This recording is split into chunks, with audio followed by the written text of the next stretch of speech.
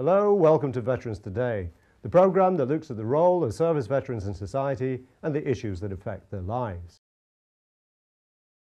On today's programme, we'll be looking at the Ministry of Defence Medal Office and the part it plays in issuing medals to service veterans and serving personnel.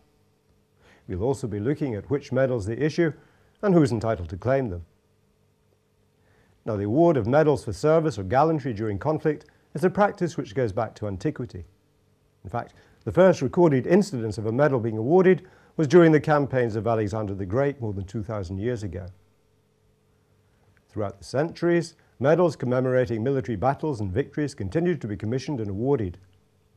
But it wasn't until the Crimean War in the 1850s that a system for recognising gallantry regardless of class or rank was instituted within the British Armed Forces. In 1856, the Victoria Cross was introduced for this purpose, and it remains the premier award for gallantry for armed forces in the United Kingdom. Since the Crimean War, further awards recognising gallantry have been introduced, including awards for civilians and for officers and airmen of the newly formed Royal Air Force. Now, the administrative processes leading to the award of gallantry medals are carried out by the Military Secretariat, but the MOD Medal Office issue campaign and service medals. They are the sole authority for the issue of medals authorised by Her Majesty to British service personnel and veterans. Formed in February 2005 from the old Tri-Service Medal Offices, the new MOD Medal Office is based at Imgen Barracks in Innsworth in Gloucestershire. The office receives hundreds of medal applications every week and has made a major investment in personnel and technology to meet demand. 2 brand new laser engraving machines have been installed, underlining the commitment of MOD to ensure prompt delivery of medals to those who qualify. In the past 18 months, the office has issued over 160,000 medals. The assessment of claims is a skilled and time-consuming job, requiring a close reading of the original record of service and some often complex regulations. It's important that each case is assessed accurately to ensure that each individual receives the medals to which they're entitled. So, what sort of applications do the Medal Office receive and how do they deal with them? To find out more, we spoke to Lieutenant Colonel Peter Lockyer. Well, we get applications from a wide variety of applicants. Some are veterans, some are serving soldiers, some are reserve soldiers, and some from cadets. So we look after people from very early age cadet forces all the way up to when they've retired and they've forgotten to ask them for their medals in the first place. For the serving service person, there's very little because it's all done automatically. So the selection is automatic. It dumps onto my database. We do the correct, make sure it's correct, and pass it through for engraving and dispatching. And really, that's quite easy. For the applicants going back in time, back as far as the Second World War, and I have to say, just before for the India General Service Medal, we have to do a lot of research. And we need to recover the records of service for that particular person from the MOD archives, which is held by TNT.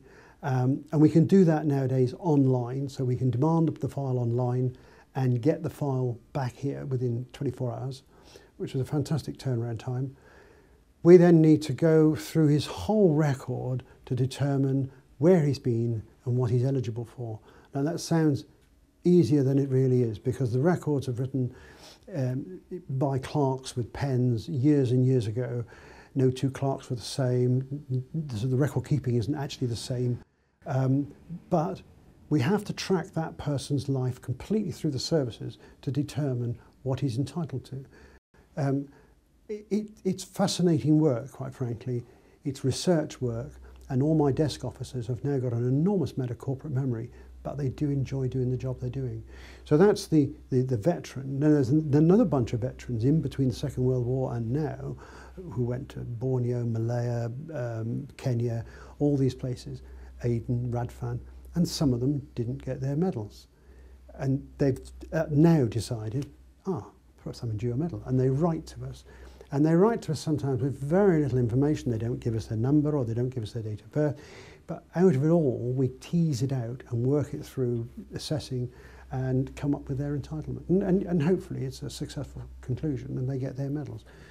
We have masses of thank you letters, boxes of thank you letters, where people are so grateful. And it's really quite humbling because all we're doing is our job, and we feel that they are deserving of their medals, so then they should have them.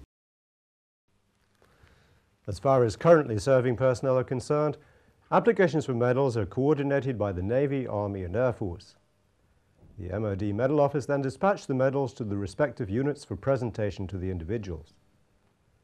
So, if you're a serving member of the forces, you should always apply for your medals to the unit in which you served and consult with admin staff with any queries.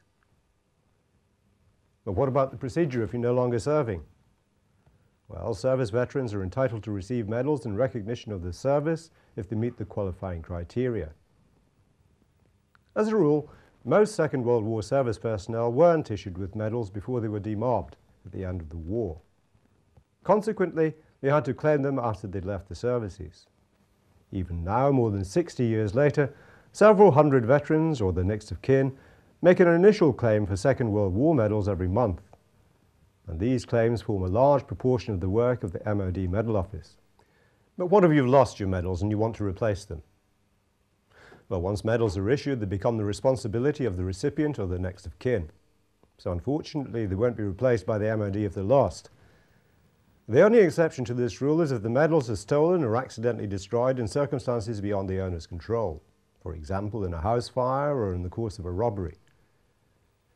In these cases, the MOD may replace a medal if proof of the loss can be provided, such as in the form of a police report or a claim to an insurance company. Now, so far we've been talking about medals granted to members of the armed forces, but recently a new award has been launched, not for service personnel, but for the families. Jane Toombs takes up the story. On the 1st of July 2009, Her Majesty the Queen instituted a new award. The Elizabeth Cross and Memorial Scroll are granted to the next of kin of armed forces personnel who have died on operations or as a result of terrorism. The Elizabeth Cross is not a posthumous medal for the fallen, but an emblem demonstrating national recognition of service families for their loss.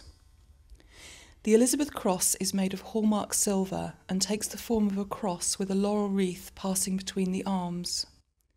The arms of the cross bear floral symbols representing England, Scotland, Ireland and Wales. The centre of the cross bears the crown cipher of Her Majesty the Queen. The reverse is engraved with the name of the service person in whose memory it's been granted. The memorial scroll is on parchment-style paper, headed with the royal coat of arms. The scroll bears the signature of Her Majesty the Queen in the upper left-hand corner. They are individually hand-produced by the Service Personnel and Veterans Agency. The first Elizabeth Crosses and Memorial Scrolls were granted from the 1st of August 2009, and the eligible next of kin of those who died between the 1st of January 1948 to the present are advised to apply. If you think you're entitled to claim any of the medals or awards we've talked about today, or if you want a comprehensive list of the medals they issue, you can visit the Medal Office website. We'll give you details of how to do this after the programme. Or you can contact the inquiry line by phone. But remember, if you do this, be sure to have your service details ready. That about rounds up things for this programme. We hope it's been of help to those of you who feel you're entitled to claim a medal or award. Thanks for watching. We'll be back again soon with another edition of Veterans Today. Until then, bye for now.